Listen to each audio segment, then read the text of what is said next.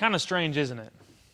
It's really strange to stand on this stage and to look out and see an empty room.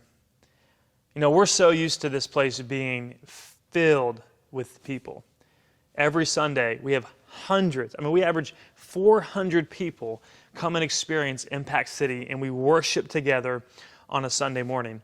Throughout the week, this past semester, we had 20 grow groups, many of them that met here at the church.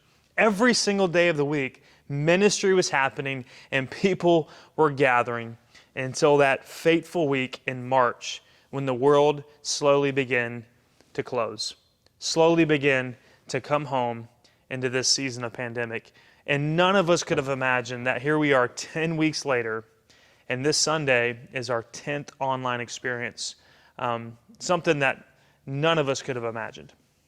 But as the scripture says, do not grow weary in well-doing, for in due season, come on, at the right time, you will reap the harvest if you do not give up. And I'm so grateful for a church that never gave up on church. You never stopped being the church. You never stopped connecting people to God. You never stopped worshiping and coming together as one. And our online experience on Sunday has been meaningful. I believe we've continued the mission each and every week.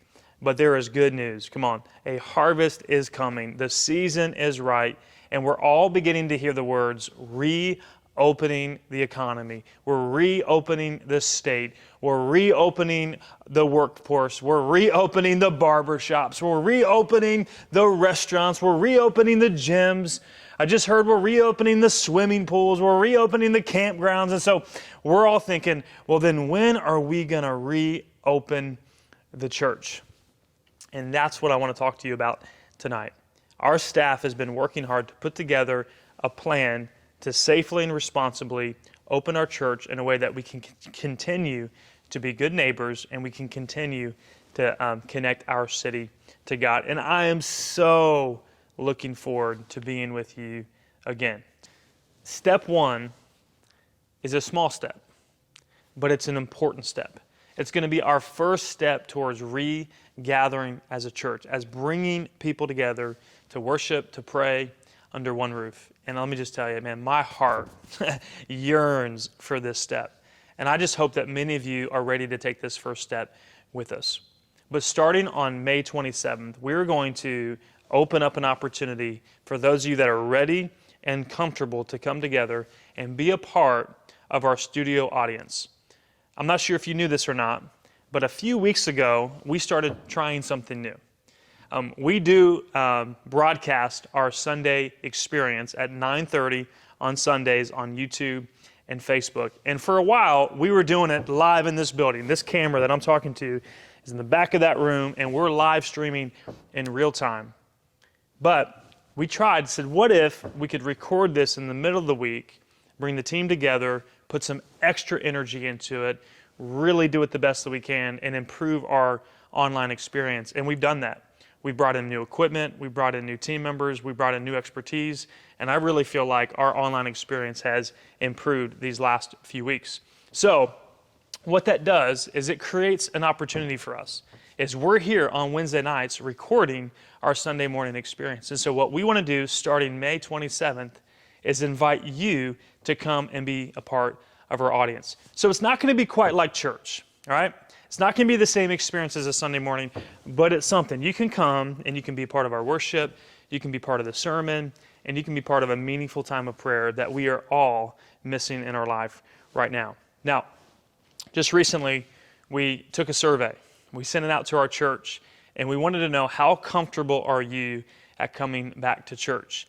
And the results, I think, are encouraging, and it's about what we expected. And I'm just so grateful. Many of you responded quickly, and we're able to use that data to validate our plan and to put some of the next steps plans in place sooner with this information. But here's what the data showed me, is that 75% of our church is ready to gather now or will be comfortable within the next 2 weeks, within the next couple weeks. And so that is right in line with our timeline. But I also realize that there's 25% of our church that is not comfortable gathering yet. And that's okay. That's okay. And what we also don't want is for you to feel like you're missing out on church. And so for a little while, for at least a few weeks, we're going to continue to have our Sunday online experience, Sundays at 9:30 on Facebook and YouTube. That's not going to change. And we want you to continue to tune in and be a part of that experience. But for a small group of people each week, it's going to be first come, first serve. It's going to require you to register. But for those of you that are just eager to come back, we're going to say, come on, come in and you get to be in this room. So let me just show you what the room looks like right now. All right. So normally, Obadiah does not let me behind the camera. In fact, when I told him I wanted to do this video tonight on my own, he asked me like 3 times, Justin, are you sure? I mean, I can be there. I can help you. And I said, no, I can handle it. I can figure it out. It's a new toy. I want to learn how to use it. But I just want to take a moment and show you what the room looks like. It's kind of different, right?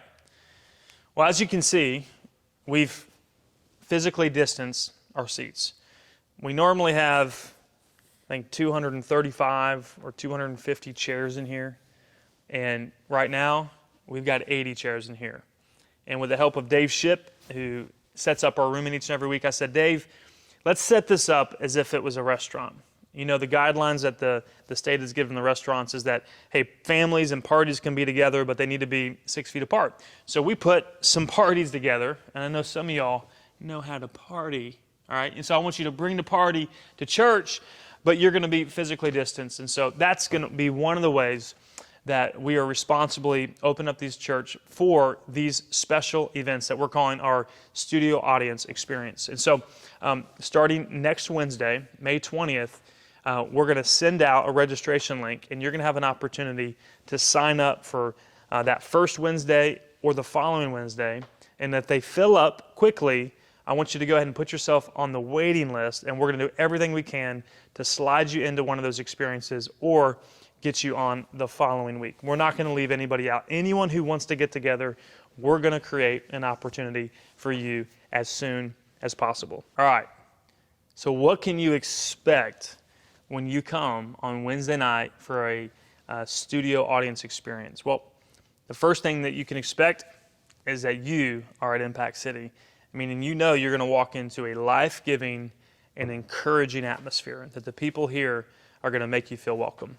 And that goes not just for the staff and the volunteers, but for everyone in attendance. There's something special about our culture here that is attractive, that pulls people in, and that doesn't repel people out. And so when we send out that registration link, I'm going to share with you guys some of the steps in the protocol that we're asking you to follow. And none of you are going to be surprised, and none of you are going to be upset about it. We're not going to force you to wear anything that you're not comfortable wearing or do anything you're not comfortable doing. We're just going to lay out some guidelines that's going to make it a meaningful and a drama-free night, okay? So I just ask that you would come in with that in mind, that, hey, I am here to worship, I'm not here to judge, and I'm not here to stir up any unnecessary drama, but I just can't wait to be in the building again. So thank you for extending one another grace and really just being patient with this process as we continue to take steps to reopen the church. And so one of those things that could cause some issues that we're not going to allow to cause issues, right? Because we're going to come about this with love and grace and honor, is the whole topic of wearing masks. I know this has been a hot button for many people. And for me, I could care less. I really couldn't. Take them or leave them, it doesn't bother me. I'm just excited to get to hang out with you.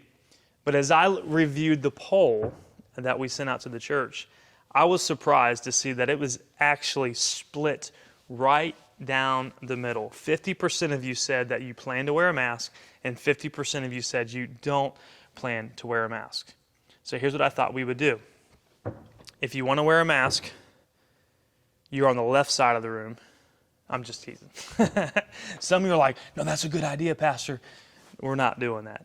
But what we are going to do is we're just going to respect your decision. That if you would like to wear a mask, if you feel more comfortable wearing a mask, awesome. If you don't feel comfortable or if you choose not to wear a mask, that is fine too. I would just ask that we would be respectful and encouraging regardless of where we are on that spectrum.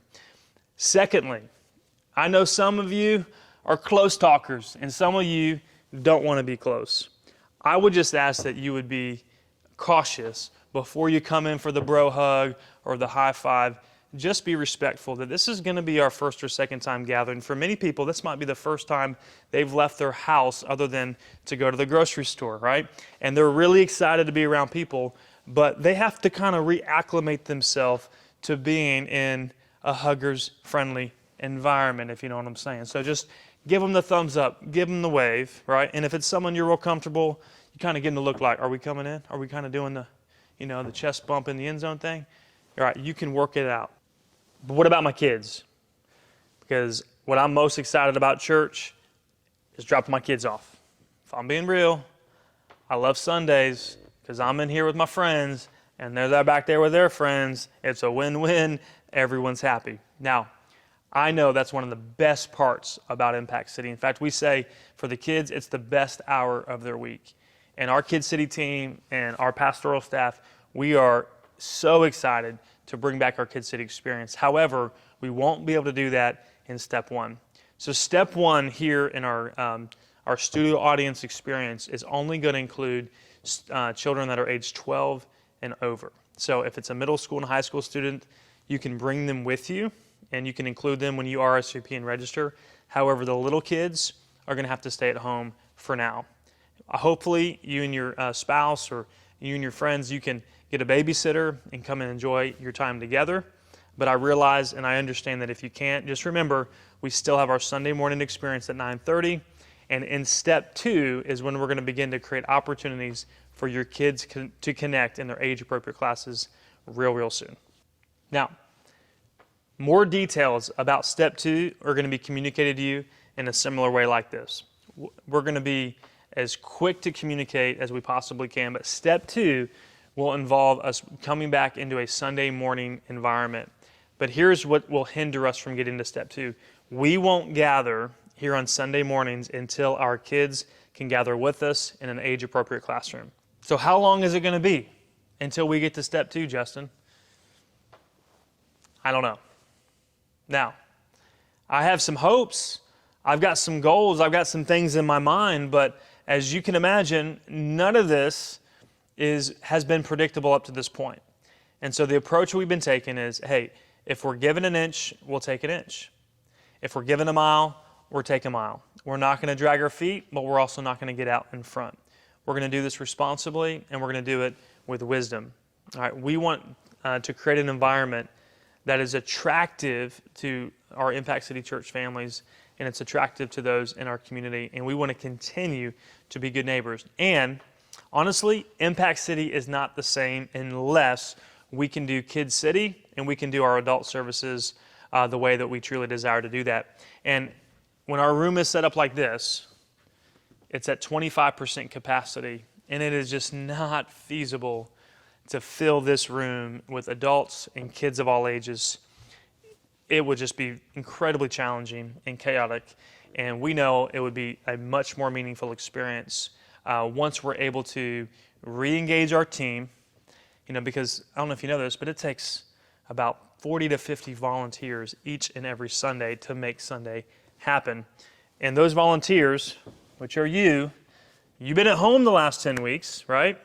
You've been on leave of absence. You've been furloughed from your volunteering responsibilities, and it's going to take a few weeks for us to kind of regather the team, do some roll calls, find out who's on the roster, who's available, before we can get back to doing Sundays that way.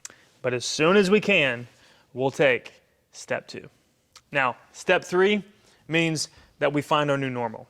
Step three means there's no longer any capacity issues. We're no longer separating chairs. We're no longer limiting our attendance.